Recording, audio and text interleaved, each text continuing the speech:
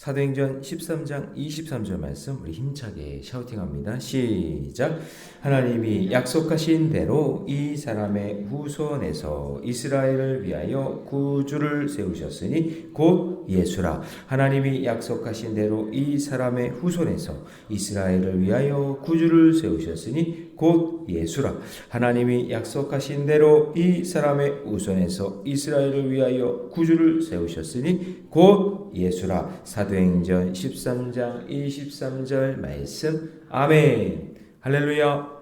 네, 우리 함께 읽을 귀한 말씀을 가지고 구주로 세우신 예수라는 제목으로 하나님 말씀 함께 나누겠습니다.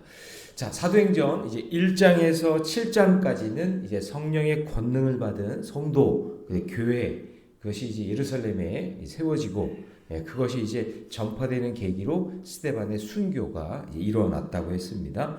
그 다음에 사도행전 8장에서 12장까지 이야기는 이제 그 복음이 유대에서 사마리아, 그 다음에 주변 나라에 복음이 막 전파되고, 그리고 이방 사람들의 이름이 막 등장하기 시작하죠. 이방 사람들에게 이제 복음이 전달되는 그런 모습들이 나타나면서 이제 그리스도인이라는 예수쟁이라는 그런 호칭이 이제 생겨나면서 본격적으로 이제 복음이 전해지기 시작합니다.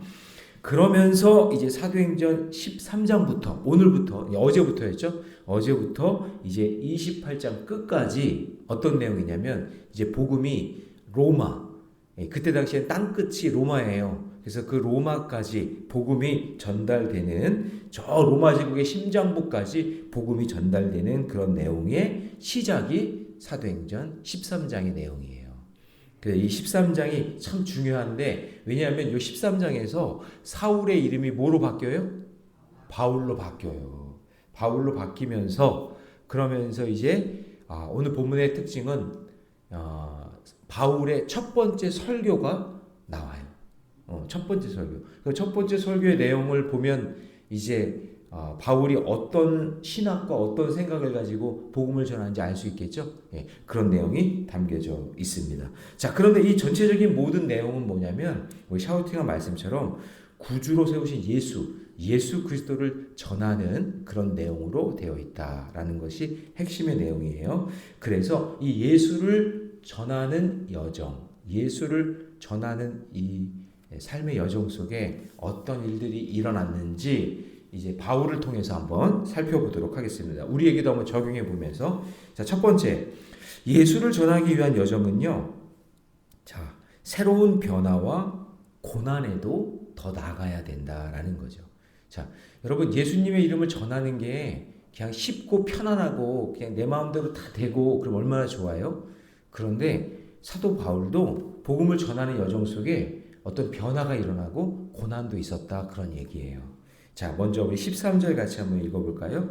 13절 시작. 바울과 및 동행하는 사람들이 바보에서 배 타고 밤빌리아에 있는 버가에 이르니 요한은 그들에게서 떠나 예루살렘으로 돌아가고. 자, 여러분, 일단 13절에서는 이렇게 바울이 먼저 나오죠. 그런데 1절로 한번 가보세요. 1절.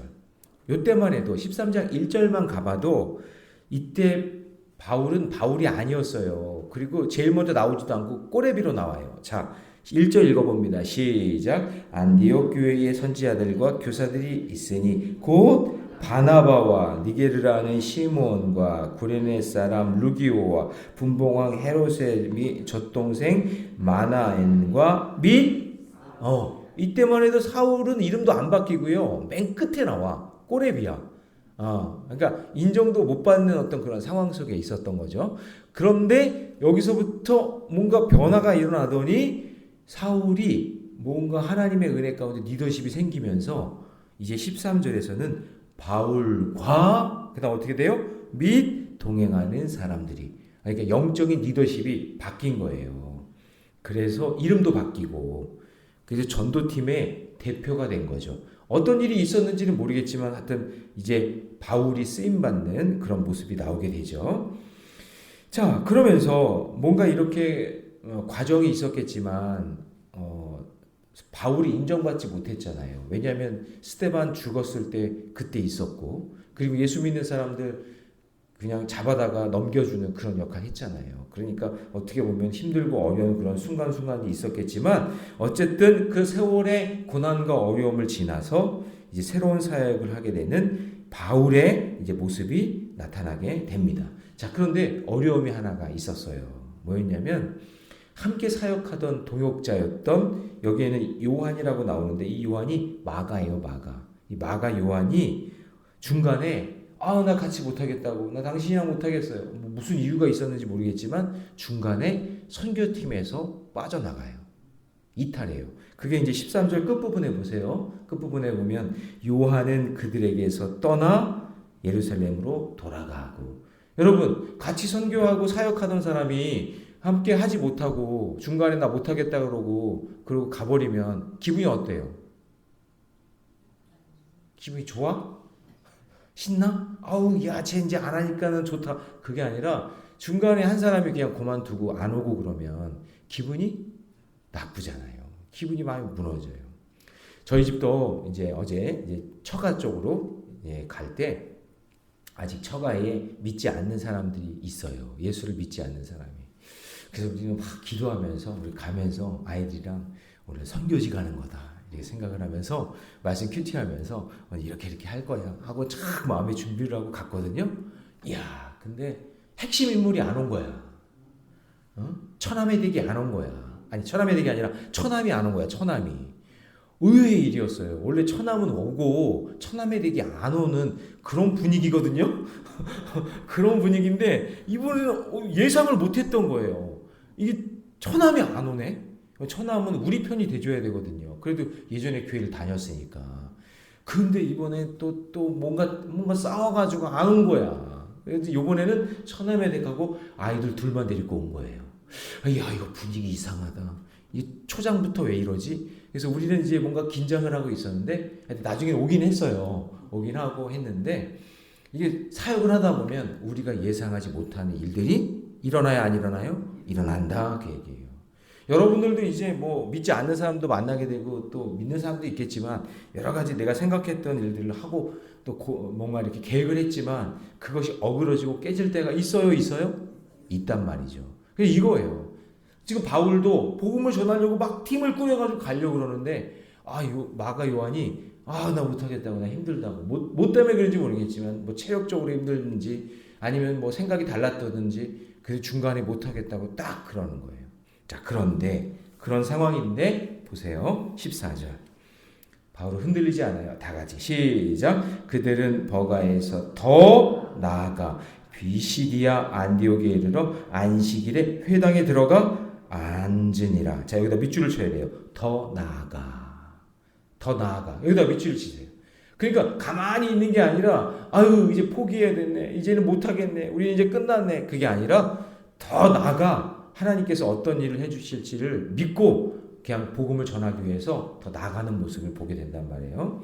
그래서 티몬의 이탈의 아픔에도 불구하고 그냥 더 올라가요. 여기 기록에는 지명에 대한 이야기는 없지만 해발 2km 더 해당되는 더 높은 지역에 있는 험산 줄령에 있는 곳으로 복음을 들고 나가서 거기서 복음을 전하고 그리고 거기서 있는 백성들과 예배하는 거예요. 자, 15절 말씀도 같이 있습니다. 시작. 율법과 선지자의 글을 읽은 후에 회당장들이 사람을 보내어 물어 이르되 형제들아 만일 백성을 권할 말이 있거든 말하라. 거기 가서 복음을 전하니까 막 회당장들이 사람들이 모여서 말하라고 복음을 좀 말해달라고 막 하는 그런 역사가 일어난 거죠. 만약에 사도 바울이 마가가 안 간다고 하니까 이번 선교 망쳤네.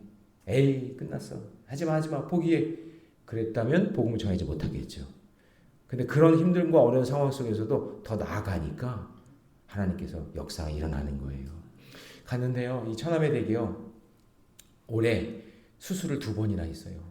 갑상선 수술도 하고 또 발가락이 부러져가지고 발가락 수술도 한 상태예요. 그러니까 마음이 많이 힘들고 어려운 거겠죠. 그래서 제가 탁 우리 있잖아요. 설교 탁 가져가가지고 말씀을 막 전하면서 처남의 댁을 하나님 고쳐주세요. 여기까지 인도해 주신 거 감사합니다. 그랬더니 아멘 하면서 이렇게 은혜를 받더라고요. 제가 기분이 상해가지고 야 처남 어떻게 이럴 수가 있나 처남이 안 오면 어떻게 그런 마음으로 예배 안 드려 나 그냥 그만해 이랬으면 그런 은혜는 보지 못했을 거예요. 근데 예배 드리면서 마음이 열리니까 얼마나 행복한 시간이 됐는지 기쁘고 감사해가지고 그냥 이 처남의 댁이 우리 애들한테 용돈을 얼마나 많이 주는지 그냥 막 용돈을 막 그래가지고 예배 잘 드리고 은혜 많이 받아가지고 애들이 그냥 복을 받았어. 그냥 애들이 복을 받더라고요. 이게 참 신기해. 그러니까 아주 심각한 상황 같지만 포기하지 않고 예배 드리고 말씀으로 살면 하나님이 복의 복을 더해 주시는 거예요. 그래서 한번 잘 생각해 보세요. 거기서 그냥 에이 뭐 소용없어 이래버리면 아무것도 안 되는 거예요. 근데 거기서 하나님께 예배 드리면서 말씀 전하고 은혜를 나누니까 함께 복을 받는 역사가 일어나는 거예요. 그 처남도 나중에 멋쩍 아침 겸 점심 먹고 있으니까 멋쩍은 얼굴로 와가지고는 또 같이 또 이렇게 밥도 먹고 은혜를 나누더라고요. 그런 거예요. 그러니까 여러분 끝까지 포기하지 말고 복음을 전하는 그런 놀라운 은혜가 있기를 바랍니다. 그래서 여러분 적용질문 드리면 나는 새로운 변화와 고난에도 말씀이 들리는 자리를 사모합니까? 말씀이 들어야 할 전도 대상자에게 말씀을 전하고 있습니까? 여러분 명절에 그냥 먹고 그냥 자고 그냥 놀지만 말고 꼭 복음 전하고 기도해주고 하는 그런 우리 믿음의 백성이 되시기를 축복합니다. 자, 두 번째, 예수를 전하기 위한 여정에는요 말씀을 통한 고난의 해석이 있어야 돼요. 자, 이제 보세요. 드디어 바울은 낯선 이방 땅에게 첫 번째 설교를 할 기회가 생겼습니다. 자, 16절 같이 읽습니다. 시작. 바울이 일어나 손짓하며 말하되 이스라엘 사람들과 및 하나님을 경외하는 사람들아 들으라. 그러니까 바울은 일어나 손짓하면서 이렇게 하는 게 우리 말씀 들으러 오라고. 여기서 포기하지 않고 손짓했어. 여기 보세요. 밑줄을 쳐야 돼. 바울이 일어나 손짓하며 말하며. 그러니까 막 오라고 이쪽으로. 그러면서 하나님을 경외하는 사람들아 들으라. 그러면서 말씀을 전하는 거예요. 근데 그 말씀이 뭐냐면은 여러분 사도 바울이 뭐의 전문가죠? 율법과 말씀의 전문가잖아요. 그러니까 구약에 있었던 역사적인 이야기들을 쫙 꿰면서 그 회당에 모였던 그 유대인들에게 말씀을 전하는 거예요. 자, 이스라엘 역사를 회고하면서 애굽에서 구원하시고 광야에서 인도하시고 가나안을 차지하게 하신 그 하나님을 그 말씀으로 막 전하는데, 자 17절부터 19절 말씀 읽어봅니다. 시작. 이 이스라엘 백성의 하나님이 우리 조상들을 택하시고 애굽 땅에서 나그네 된 그 백성을 높여 큰 권능으로 인도하여 내사 광야에서 약 40년간 그들의 소행을 참으시고 가나안 땅 7족속을 멸하사 그 땅을 기업으로 주시기까지 약 450년간. 자, 여러분 저를 보세요.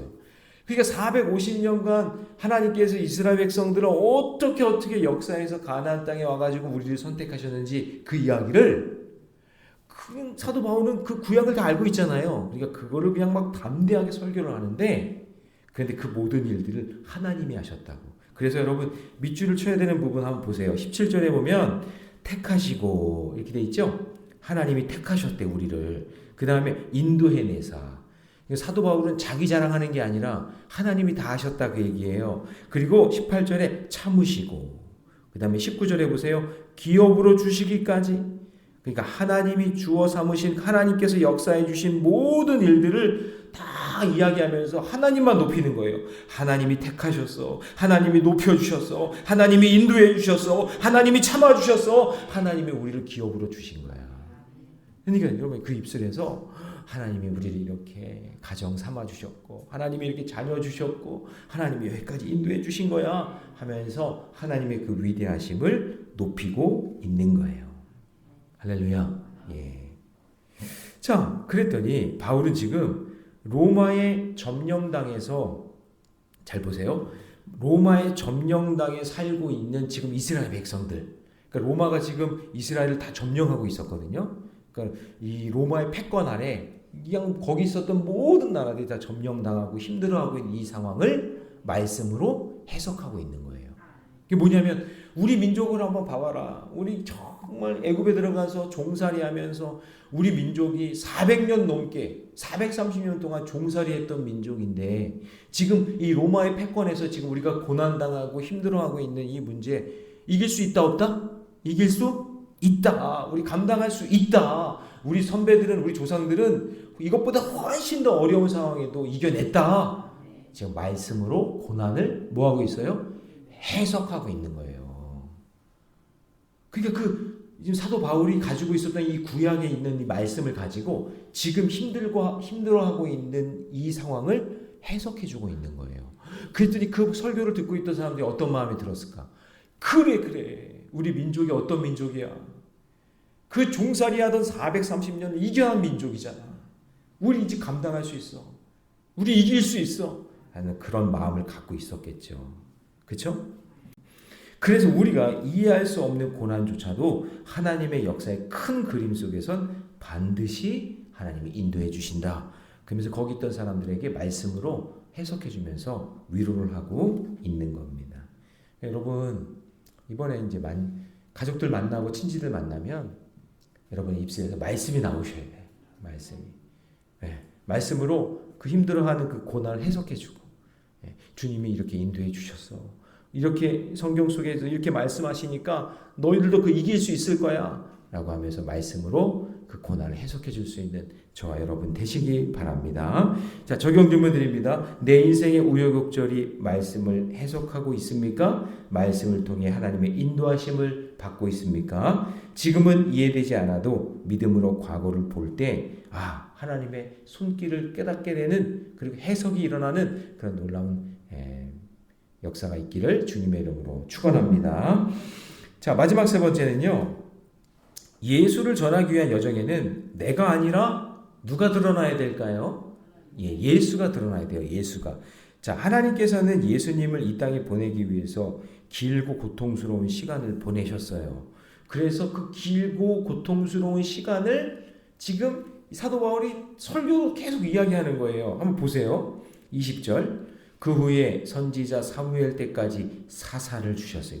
12명 사사를 보내주셨다는 얘기죠. 그 다음에 21절 같이 있습니다. 시작. 그 후에 그들이 왕을 구하거늘 하나님이 베냐민 지파 사람 기스의 아들 사울을 40년간 주셨다가 지금 사사, 선지자, 왕 이름도 직책도 기질도 사역도 이거 다 달랐지만 이 모든 사람들을 하나님이 보내주셔서 지금 우리까지 이끌어 주셨고 그리고 그 모든 사람들의 예표가 바로 예수 그리스도다. 너희들 다윗 잘 알지? 그러면서 22절 같이 있습니다. 시작. 패하시고 다윗을 왕으로 세우시고 증언하여 이르시되 내가 이새의 아들 다윗을 만나니 내 마음에 맞는 사람이라 내 뜻을 다 이루리라 하시더니 그러니까 지금 여러분 사도 바울은 구약에 있었던 역사를 쭉 이야기하면서 이 모든 사람들은 누가 보내주셨다? 하나님이 보내주신 것이고 결국 모든 것의 예표, 우리를 구원하신 예수 그리스도가 중요하다라는 것을 마지막에 선포하는 거예요. 그게 23절이에요. 같이 있습니다. 시작. 하나님이 약속하신 대로 이 사람의 후손에서 이스라엘을 위하여 구주를 세우셨으니 곧 누구라? 예수라. 예수를 이야기하는 거예요. 여러분 이거요 정말 대단한 거예요. 원래 사도 바울은 예수 믿는 사람들을 죽이는 사람이었잖아.